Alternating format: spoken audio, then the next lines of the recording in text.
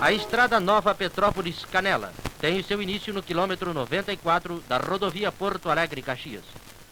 O trecho que o viajante percorre na estrada federal até atingir o entroncamento que segue para Canela oferece magníficos cenários, além da ótima pavimentação asfáltica. Partindo de altitude 10, já na altura de Nova Petrópolis, a rodovia atinge uma altura de 650 metros acima do nível do mar.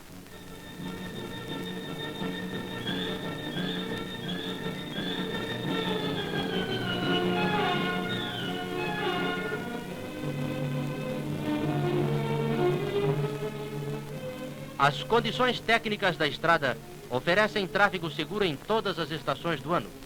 A rodovia atravessa pitorescos vilarejos que possuem a denominação de linha, nome este muito comum em toda a região serrana. Estas pequenas vilas, pelo seu clima ameno, são também procuradas como estação de repouso. A base de toda a economia desta vasta região se assenta na produção agrícola. Pela sua fertilidade, estas terras são densamente cultivadas, sendo grande a produção anual de toda espécie de produtos que abastece o mercado do estado. A fruticultura, também grandemente desenvolvida, empresta à paisagem singular colorido. Considerando-se o vulto da produção agrícola e as atrações que esta zona oferece ao turista, compreender-se a importância econômica e social desta rodovia.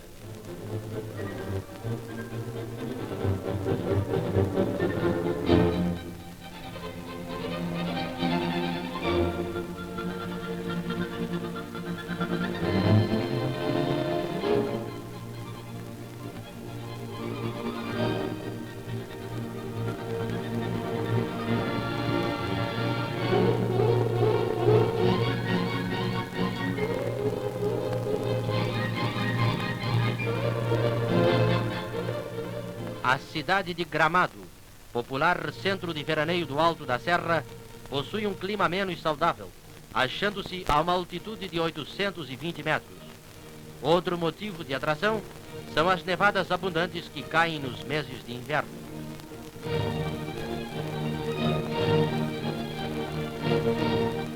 Esta cidade caracteriza-se também como produtora de vinho. Não sendo um dos grandes centros vinícolas do estado, seus produtos, entretanto, são de alta classe. Partindo-se de Gramado, percorrem-se os últimos 6 quilômetros desta estrada até atingir-se a sede do município de Canela. O comprimento total desta rodovia é de 42 quilômetros.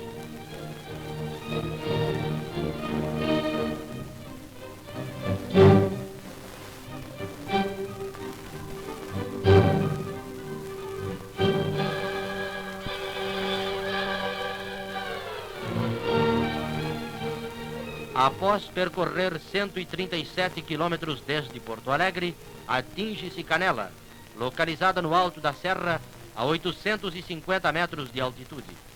Seus bons hotéis e as curiosidades topográficas são motivos de atração turística. Com um parque industrial de alguma importância, destaca-se a exploração e beneficiamento da madeira e a produção de celulose. A cidade de Osório, distante 110 quilômetros da capital, é o ponto inicial da estrada que vai a Torres. Sede de município essencialmente agrícola, tem um tráfego intenso de veículos que seguem para o mar, aumentando grandemente nos meses de verão. Acha-se em construção pelo DAER o trecho entre Osório e Torres da rodovia que unirá pelo litoral as cidades de Porto Alegre e Florianópolis. Esta rodovia é de grande importância econômica para uma vasta região de fertilidade exuberante, até então isolada do resto do estado, por ausência quase total de ligações. Para os habitantes do Rio Grande do Sul, esta estrada é também a almejada rodovia por onde poderão, com toda a segurança e comodidade, sem as incertezas e perigos da passagem pela praia, atingir os locais de veraneio situados entre Capão da Canoa e Torres.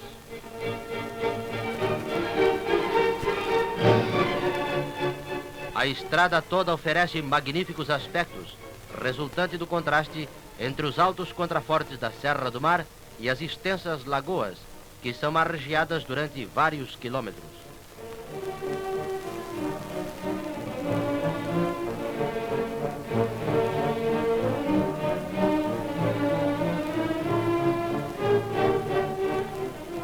serviço de terraplenagem acha-se em fase de conclusão, estando cerca de 60% da pavimentação já concluída, devendo ser entregue ao tráfego em princípio de 1951. As passagens sobre os rios Maquiné, Três Forquilhas e Cardoso serão efetuadas através de barcas até a conclusão das pontes, que serão construídas sobre estes rios.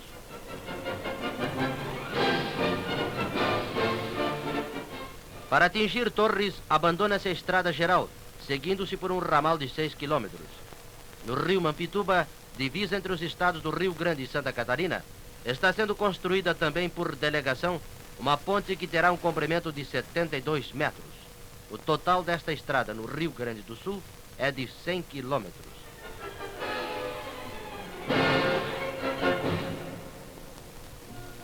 A aristocrática Praia de Torres, no extremo norte do estado, quer pela sua caprichosa urbanização, quer pelos encantos naturais que oferece ao turista, destaca-se como uma das mais belas do sul do país. Muitos são os projetos que estão sendo executados para elevar Torres à categoria de centro turístico internacional. O pitoresco de sua paisagem privilegiada pela natureza, a categoria de seus hotéis e as facilidades de acesso que oferecerá esta nova rodovia colaboram para tornar realidade estes projetos. No quilômetro 22 da estrada Porto Alegre-Gravataí, tem seu ponto inicial a rodovia Porto Alegre-Taquara-São Francisco de Paula. De excelentes condições técnicas, esta rodovia tem rampas máximas de 6% e curvas de raio mínimo de 150 metros, largura total de plataforma de 8 metros, com uma superfície de rolamento em macadame hidráulico de 6 metros.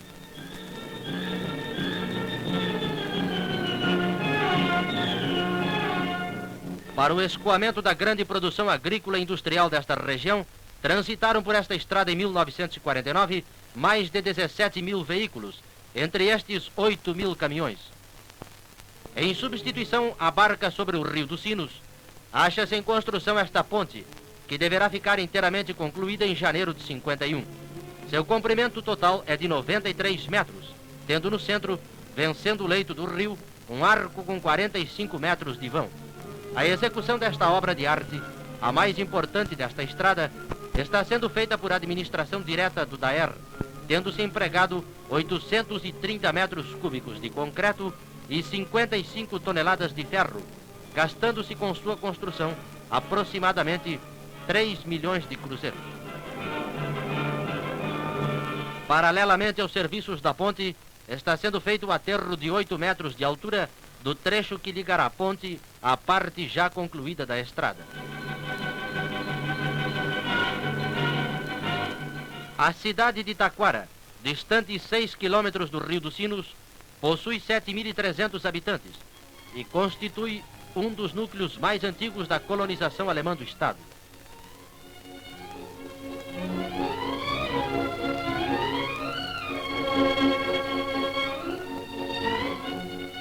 O município, um dos mais prósperos do Rio Grande do Sul, tem grande produção agropecuária, destacando-se na agricultura as plantações de alfafa, batata, feijão e trigo. Suas terras têm o mais alto valor médio por hectare de todo o estado, com exceção de Porto Alegre.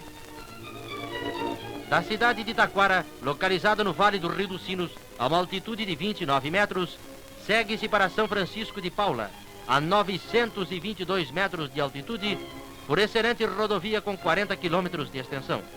As condições técnicas desta estrada, próprias para terreno montanhoso, são rampa máxima 7%, raio mínimo 60 metros, largura total da plataforma 7 metros e chapa de rolamento em macadame hidráulico de 6 metros.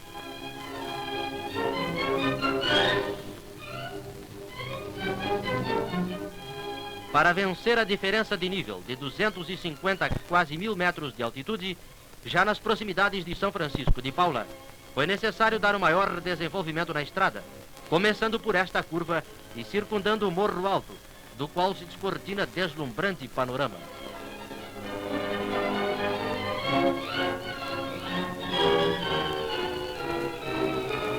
O único trecho ainda em construção é este corte, com uma altura de 22 metros e 120 de extensão. Dada a condição rochosa do terreno, maiores são as dificuldades encontradas, sendo necessário remover um volume aproximado de 30 mil metros cúbicos de terra e pedra. Dentre as obras de arte construídas nesta estrada, destaca-se este muro de arrimo com 10 metros de altura. Grande é o número de turistas que sobem a serra, principalmente nos meses de verão, atraídos pelos encantos da região e pelas facilidades de acesso que oferece esta nova rodovia.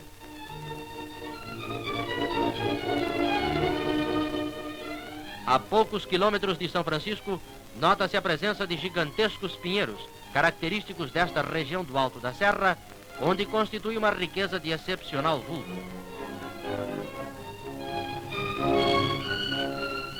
São Francisco de Paula, uma das cidades mais altas do estado, conta com uma população de 3 mil pessoas. Centro de veraneio e turístico, tem como base de sua economia a pecuária e a indústria extrativa da madeira. Grande número de serrarias acham-se espalhadas por todo o município, sendo anualmente extraídos um volume considerável de metros cúbicos de madeira, proporcionando ao município excelente receita. Esta enorme produção exige para o seu escoamento um tráfego bastante intenso, facilitado agora com a conclusão da nova rodovia.